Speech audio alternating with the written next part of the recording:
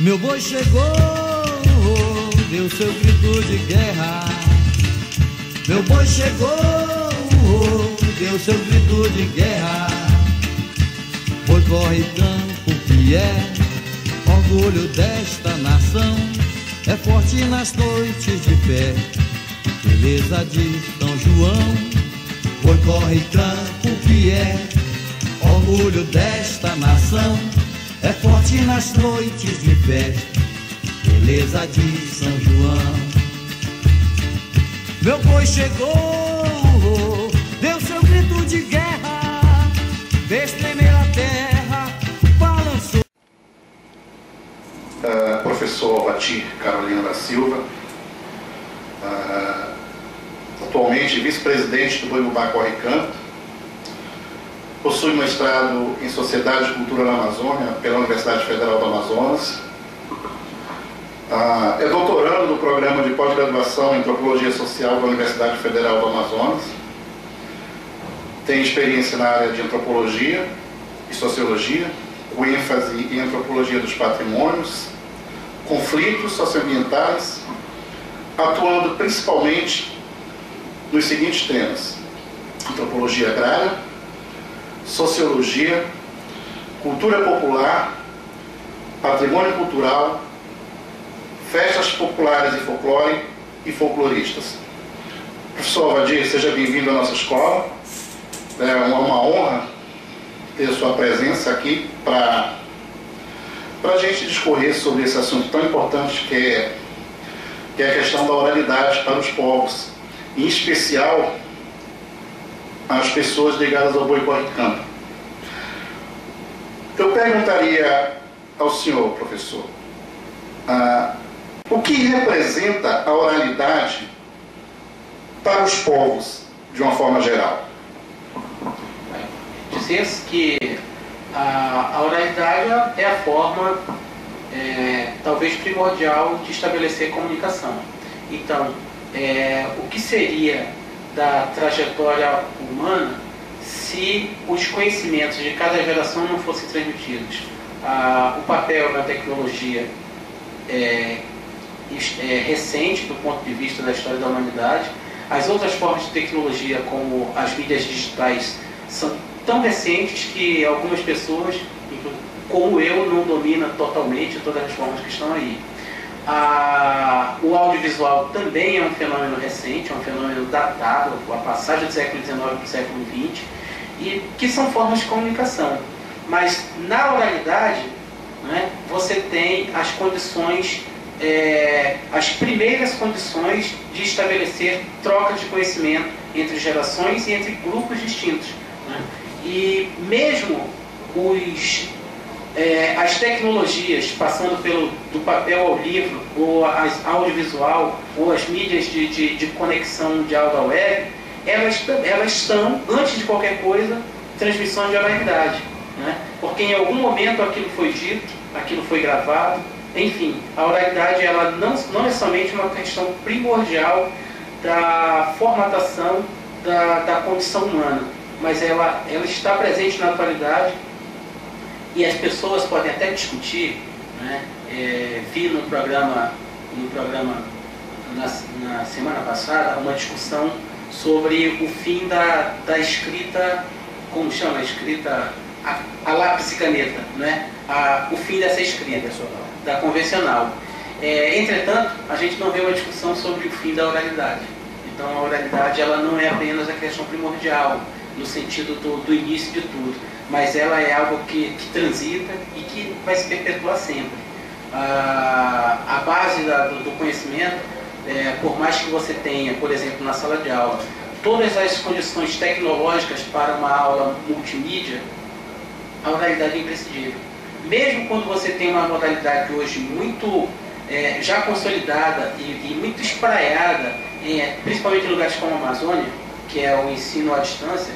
Eu sou professor de alguns cursos de ensino à distância, mas a oralidade está presente, né? Porque às vezes a gente escreve os textos, mas os alunos preferem que a gente grave aquilo que a gente está falando e transmita, porque eles conseguem colocar numa outra mídia e levar para os seus locais de trabalho, colocar no fone de ouvido e ouvir alguns comentários, alguns esclarecimentos sobre o material que a gente passou por escrito, ou mesmo por peças audiovisuais que nós mandamos para a formatação do conhecimento deles. Então a oralidade é essa coisa que perpassa e a sua importância é difícil medir, né?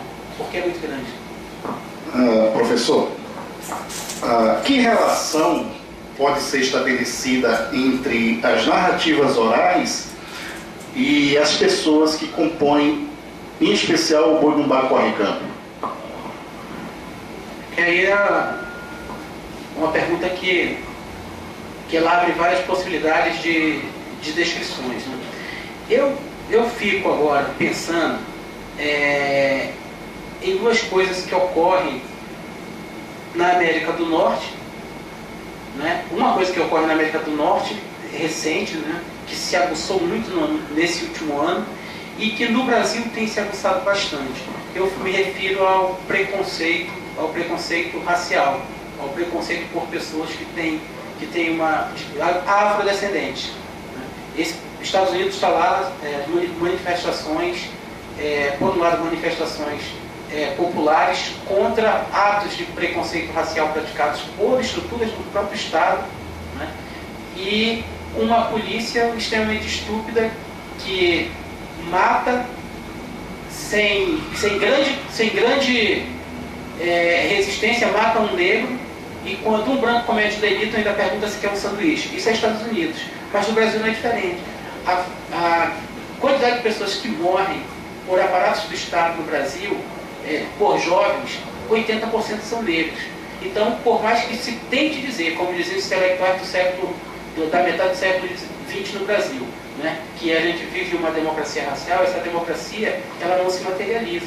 Né? Agora que a gente tem umas discussões do estabelecimento de cotas, tanto nas universidades quanto nas escolas de ensino técnico, e agora, recentemente, a aprovação de cotas para cargos públicos, a gente tem uma resistência de uma elite branca, né, contra essas possibilidades. Eu estou colocando esse tema da questão racial porque tem algo na fala dos mestres do corre-campo, das pessoas que estão no corre-campo desde o começo do Boi, que é relacionado ao preconceito. Tem uma coisa que marca todas as vezes que a gente vai fazer entrevista ou que faz reuniões com essas pessoas. Eles falarem que hoje o Boi é mais aceito na sociedade. Quando eles falam isso, hoje o Boi é mais aceito na sociedade, tem sempre um complemento. Qual é o complemento? Antes, quando você está falando de sociedade, está falando de elite, né? Antes, a sociedade dizia que boi é brincadeira de negro, brincadeira de preto cachaceiro, brincadeira de gente que não tem o que fazer, brincadeira de vagabundo. Então, você está associando ao negro, vagabundo, gente sem o que fazer, bandido, tudo isso, né? Num conceito só. Né? Então, os desvalidos. Né? Você atribui aí a condição de bandidagem, de marginalidade, de vadiagem, à condição de cor. E o boi era caracterizado dessa maneira.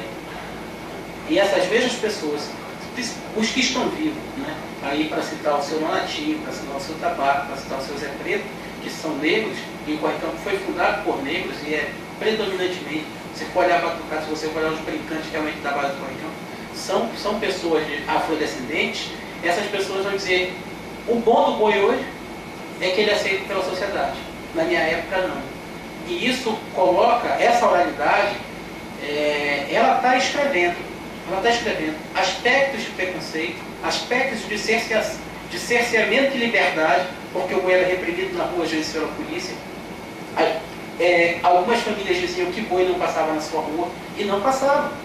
Eram pessoas ricas, pessoas de posse, e diziam que não passava por lá.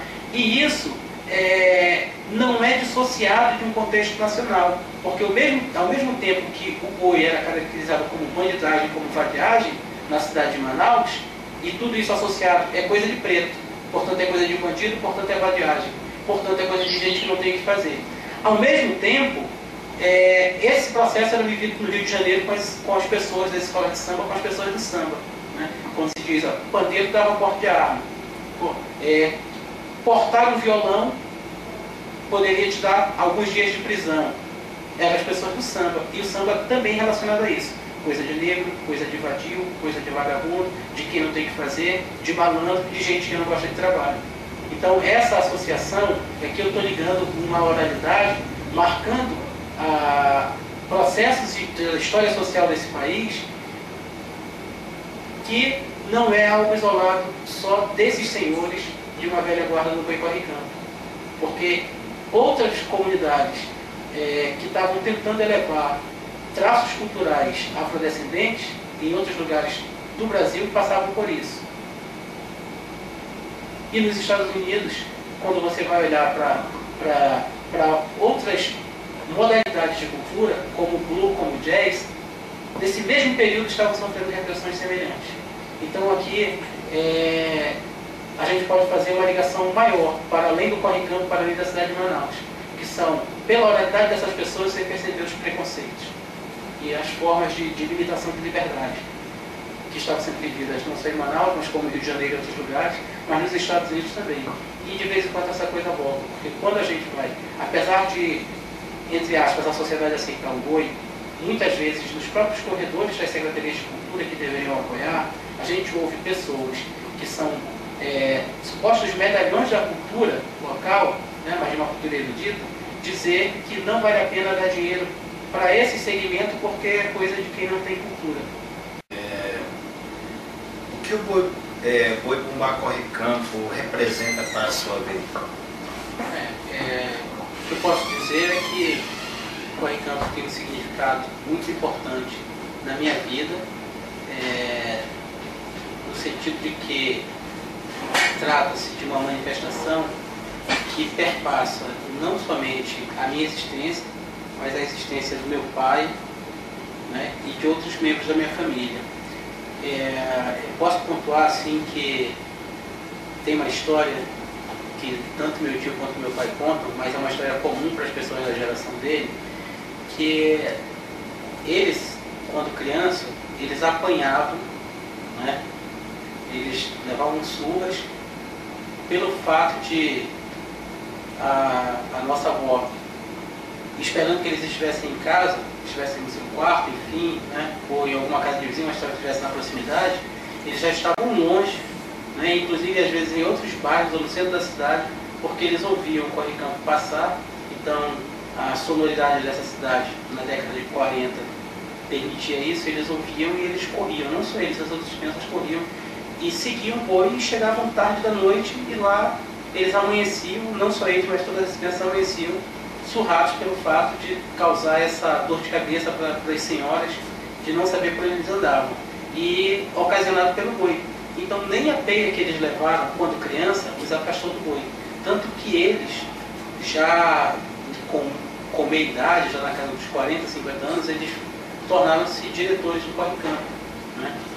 E com relação à minha própria existência, tem uma história que eu até escrevi um texto no ano passado, tendo em vista que no ano passado eu não estava em Manaus, eu não participei do aniversário do Corre-Campo, que é no dia 1º, mas eu me motivei a escrever um texto a partir de uma memória que não é minha, que é da minha mãe. Então minha mãe dizia o seguinte, ela dizia assim: quando começava o Corre-Campo, a gente não tinha mais sossego, porque esses meninos só dormiam quando a gente os levava para ver o Corre-Campo, seja no ensaio ou o Corre-Campo na rua. Então meu pai era professor, né, aposentado, ele chegava em casa às 10, 11 horas da noite, isso todos os dias até acabar o ciclo do boi. Ele chegava e a gente estava acordado, aguardando ele chegar para entrar no carro com ele e ir atrás do boi.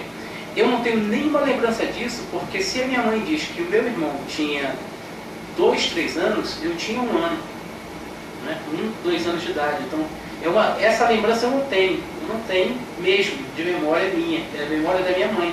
Então a gente ia atrás do boi e a minha mãe completava dizendo. E não adiantava enganar esses meninos dizendo que era um outro boi. E a gente chegava, ouvia um boi tocando para ali, passava um boi pela rua, a gente seguia e, meu filho, está ali o boi, vamos ver o boi. Chegava lá, não adiantava que a gente chorava porque não era Corre-Campo. Agora não me pergunte quais os elementos, né, de visualização ou de sonoridade que me diziam que aquele não era Corre-Campo. Eu só sei que não adiantava enganar, porque a gente chorava e não era corre-campo. Então, se para a geração do meu pai, na infância dele, ele levava porrada por esse corre-campo, a gente já aperreava ele, quando criança, para nos levar ao corre-campo. Eles nos levavam ao corre-campo. Quando a gente ficou com uma idade maior, já na casa dos 9, 10 anos de idade, a gente adquiriu a autorização dos diretores do boi para brincar, porque criança dificilmente brinca em Bumbá, né? Principalmente na nossa época. E a gente passou a ser vaqueiro, brincando no corre-campo. A partir daí, todos os momentos que o boi precisou de contribuições, nós demos ao boi. E no final de 2012, eu e meu primo, o Alvacir, nós nos motivamos a ocupar espaço de direção dentro do boi. Nós disputamos a eleição, ganhamos a eleição com a margem de mais de 90% dos votos e estamos agora entrando no 4º ano de exercício de um mandato dentro do boi. E eu conto toda essa trajetória do meu pai quando criança e minha quando criança para dizer que a gente não está no boi de uma forma efêmera e de alguém que chegou, pulou de paraquedas e está chegando. Tem toda uma trajetória para responder a tua pergunta dos significados. Né? Então são significados múltiplos que tocam não apenas a minha existência, mas a existência de outras gerações da minha família e do próprio bairro que eu tenho, né, como referência que é Cachoeirinha. Bom, o senhor poderia me contar um fato marcante vivenciado por você que esteja relacionado ao Corre-Campo? Bom, João, poderia te falar algumas dezenas de fatos marcantes, né? Mas a gente tem a limitação do tempo e eu vou ficar com um fato que faz referência a uma pessoa muito importante chamada Zé Preto, que brincou no boi corre-campo a partir de 45, mas por dissidência, enfim, parou de brincar no corre-campo em meados da década de 70, mas nunca deixou de ter um coração corre-campense. E o seu Zé Preto, ele é uma pessoa que tem uma capacidade de narrativa das histórias, não só do corre-campo, mas dos bois de Manaus, fabulosa. A gente está aqui no espaço, né, que é a biblioteca, e o fundo aqui da nossa imagem são os livros. Eu posso dizer que o seu Zé Preto, ele é mais que um livro, ele é uma biblioteca inteira sobre os bois de Manaus. Então eu quero narrar aqui um fato relacionado a ele. O seu Zé Preto estava há quase 40 anos sem brincar no corre-campo. E quando nós assumimos a diretoria do corre-campo em 2013, nós começamos a conversar com o seu Zé Preto para ele retornar para o corre-campo. É um senhor de 90 anos. Está chegando a 90 anos o seu Zé Preto, mas ele tem muita lucidez e ainda canta muito bem. E a gente conseguiu convencê-lo esse ano cantando corre-campo. E no dia 1º de maio, que é o aniversário do boi, nós levamos o corre-campo até a casa dele, na Cachoeirinha. Ele estava lá numa cadeira na frente da casa dele, ele tem dificuldade de andar, e nós levamos o microfone com um cabo muito longo. O boi chegou brincando, como se faz tradicionalmente na frente da casa dele, esticamos o microfone para ele, e de lá de cima ele saudou o boi cantando. E a nossa estratégia, o nosso planejamento era de que ele cantasse e de lá o boi retornaria e voltaria para o lugar de ensaio, que 4 quarteirões abaixo. Mas ele pediu para acompanhar o boi. E nós tínhamos um pequeno carro-som, ele entrou na cabine do carro e saiu pelas ruas da Cachoeirinha cantando como ele fazia desde a década de 40. Então a gente conseguiu, né, aqui já na segunda década do século XXI, fazer coisas que eram feitas pelo seu Zé Preto e que era a marca fundamental da estética do boi naquele período, que é o período da primeira metade do século XX. E eu estou falando aqui, século XXI, coisas da primeira metade do século XX, mas cujas referências e a forma e a estética musical é do século XIX. Por isso que eu estou trazendo esse fato como um fato marcante, e eu costumo dizer que o seu Zé Preto é um homem tricentenário, porque ele aprendeu o boi com os mestres que nasceram e vivenciaram o século XIX, ele se tornou cantador de boi no século XX e ele está aqui no século XXI nos ensinando, né? Então você tem a marca aí da passagem do tempo, mas uma tradição que está sendo mantida e o retorno de uma pessoa que por muito tempo estava esquecida dentro do seu próprio grupo, que é o Boi Corre Campo. Professor Vati, o senhor escreveu um livro recentemente intitulado Festa da Trabalho, as múltiplas dimensões do trabalho na organização e produção de grupos folclóricos na cidade de Manaus. Dentro da perspectiva, né, do Boi Corre Campo, colocar o boi na rua dá trabalho, como o senhor descreve no seu livro? Considerando que esse livro é um trabalho antropológico, eu gostaria de citar Clifford Geertz, que ele diz que todo trabalho, toda descrição antropológica, ela é um texto de segunda ordem, tendo em vista que a primeira ordem, só quem pode falar é o nativo, só quem pode interpretar é o nativo. Então, por mais que o antropólogo ele peça licença a um grupo social para conviver no tempo específico da sua pesquisa de campo, ele sempre fará uma descrição e uma interpretação de segunda ordem. Então, esse texto eu considero um texto de segunda ordem porque eu pedi autorização dos grupos que eu pesquisei para compartilhar espaços e tempos da sua vida social para pesquisar. E o título é Festa do Trabalho. Agora, como vice-presidente do Corre Campo, né, nesse passado 3 anos de gestão, se eu fosse escrever um livro, ou reescrever esse livro com elementos dessa minha vivência, que agora é de primeira ordem, porque eu não sou pesquisador, eu sou nativo dentro do processo de produção, eu mudaria o texto de Festa do Trabalho, acrescentaria muito. Né? Festa dá muito trabalho, né? Porque só sabe realmente a intensidade do fazer e as múltiplas atividades de trabalho quem está vivendo realmente o processo na íntegra, né? Das noites sem dormir, o que se trata após de reuniões, enfim, todo o processo de concepção, de gestão, de tentar amenizar relações de vaidade, relações humanas, né? Tentar arrefecer conflitos e microconflitos de grupos dentro das relações de dentro da brincadeira, né? Uma brincadeira entre aspas, é algo que dá tanto trabalho quanto passar a noite grudando penas em uma base de papelão e que depois vai se tornar uma fantasia. Tá certo, professor. Eu, em nome da Escola Municipal Anastácio Assunção, do programa Ciência na Escola, queria agradecer a sua presença, que eu tenho certeza que contribuiu, né, muito para que a gente passe, né, transmita essas informações para os nossos alunos e para a comunidade de modo geral, informações que são muito importantes, né? Visto que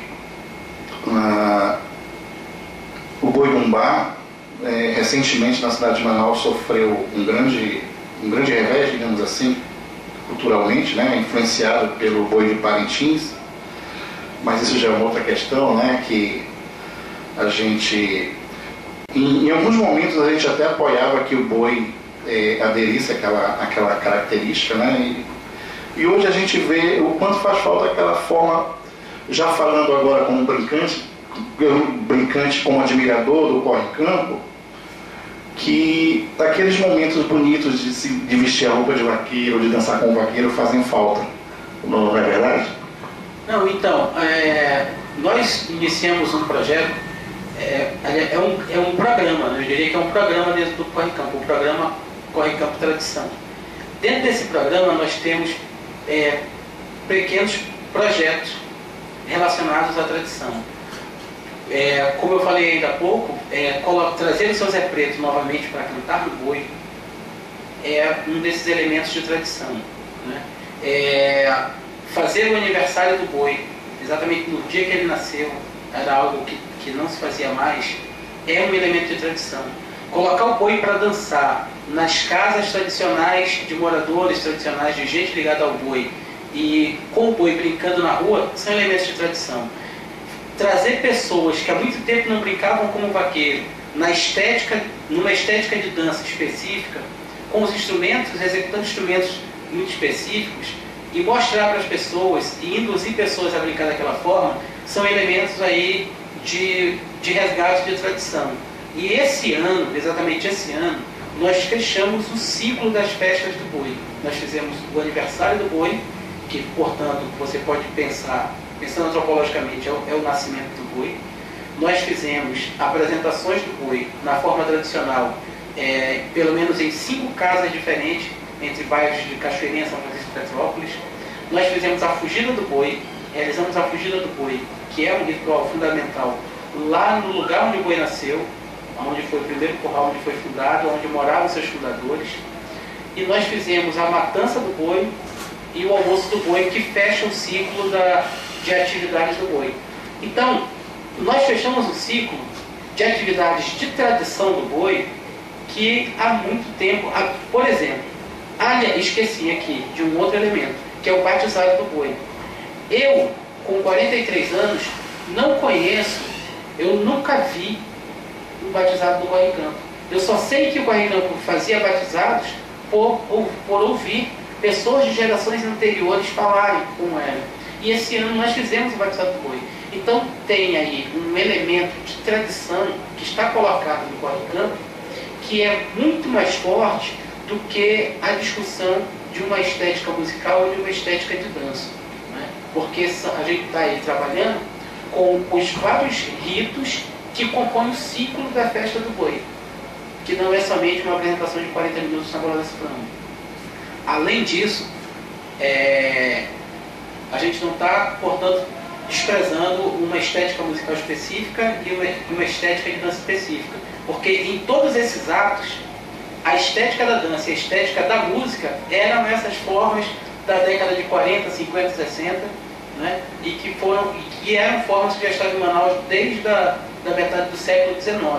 E nós estamos iniciando aí, estamos elaborando um projeto dentro desse grande programa, a ser submetido à SEC. Já fizemos a primeira rodada de conversas para proporcionar em escolas públicas e em outros setores da sociedade oficinas com esses mestres que dominam essas técnicas, para ensinar novas gerações como se dança boi e como se toca e como se canta boi no formato tradicional. Então, a gente vive, portanto, aí uma atividade de diálogos com formas atuais e com formas que são as formas tradicionais do boi de Manaus, né? Assim,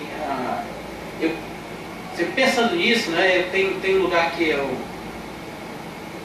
frequentei bastante, né, nesse ano que passou, que é a quadra da Portela. E na quadra da Portela, a quadra abre 1h da tarde e fecha 2h da manhã em dia de festa. Durante essas mais de 12 horas de atividade, você, pelos vários grupos que passam no palco da quadra da Portela, você tem a possibilidade de ver, de ouvir e de sentir as várias estéticas musicais do samba, que não é só uma. Nem é somente a estética musical da década de 20 e 30, e nem é somente a estética musical do século 21. Tem muito mais coisa, e você consegue passear por todas essas estéticas, mas não de uma forma linear, como se fosse um processo evolutivo. Volta e meia, às vezes, você tem músicas diferenciadas e espaço específico para a velha guarda, lugares de memória, de referências, onde você tem, por meio de banners, você consegue ler toda a história da escola. Enfim, então, a gente toma muito como referência esse tipo de relação entre o passado e o presente, entre a tradição e a contemporaneidade, para pensar esse grande projeto, esse grande programa que é o Corre Campo Tradição. Dentro dele são vários projetos que a gente pensa, só para vocês terem uma ideia, já em 2013, nós já fizemos questão de que pelo menos uma toada fizesse referência aos fundadores do boi. E fazia tempo que as toadas não tocavam nisso, né? Então esses são os elementos que a gente vai colocando para apontar para uma referência de base do Corre Campo, de base histórica, né? E de uma permanência nessa cidade. Eu acho que nada Isso aí não é o acho, né? É o vício do acho, né? Eu tenho certeza, respondendo uma coisa muito parecida com isso, um dia desses lá na Secretaria de Cultura, qual é o mais importante elemento de tradição? Poderíamos citar vários, né? Mas o mais importante é o de permanência. A permanência é o elemento mais importante. Porque se a permanência não existisse, é porque os elementos de tradição, a história do passado, elas não estavam presentes na memória. Não se sustentaria, teria acabado. Como muitos outros bois acabaram, nasceram e acabaram durante a trajetória do Corricão. Professor Latim, queremos agradecer mais uma vez a sua presença e deixar aberto para as suas considerações finais. Parabenizar a tua iniciativa, tendo como base financeira a FAPEAN, né? E, portanto, a existência de recursos para a pesquisa considero de grande importância, tendo em vista que a educação não se faz somente na sala de aula. Um lugar importantíssimo para você motivar e para produzir conhecimento é a pesquisa e a extensão. Então, eu parabenizo você, parabenizo a FAPEAN, parabenizo essa escola por dar a oportunidade de você, professor, dentro de uma escola de ensino fundamental, ser também um professor pesquisador. E isso não é comum, né? E sobre a temática, lembrar Mário de Andrade, ainda lá na década de 30, quando ele viajou o país inteiro, e ele conclui que o boi é o bicho nacional. Não o boi, o animal, o boi de carne, mas o boi de pano, porque ele está presente nos mais diversos lugares desse país e tem um traço fundamental que liga todos esses bois, né? Não é falar de origem, mas é um traço fundamental. Ele é sempre uma representação dramática sobre o encontro de grupos sociais diferentes, o negro, o branco e o índio, e as relações políticas que perpassam a existência dessas pessoas, desses grupos sociais, né? Portanto, o boi explica muito. O boi, aí já sou eu falando, o boi é uma teoria social sobre o Brasil. Por isso ele permanece tão atual, né? Ele passa em revista o cotidiano dessas pessoas, pelas músicas, ele passa em revista pela sua história, as várias etapas da história desse país e a sua atualidade, porque o boi é uma estrutura crítica sobre as relações sociais. E parabenizo você novamente de trazer esse tema enquanto pesquisa para dentro da escola, porque eu penso que nos nossos materiais didáticos, o boi, a peça dramática do boi já deveria há muito tempo ser tema transversal dentro das escolas. Muito obrigado, professor, pela sua presença.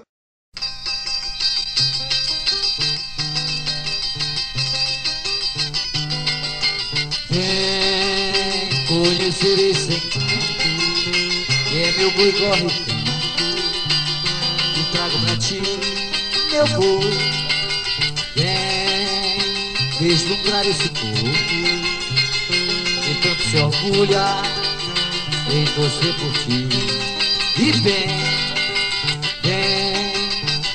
dançar pro povão, sacude os corações com a emoção de campeão. É o bomba mais querido, o meu boi corre o campo, brinquedo que Deus iluminou, batendo no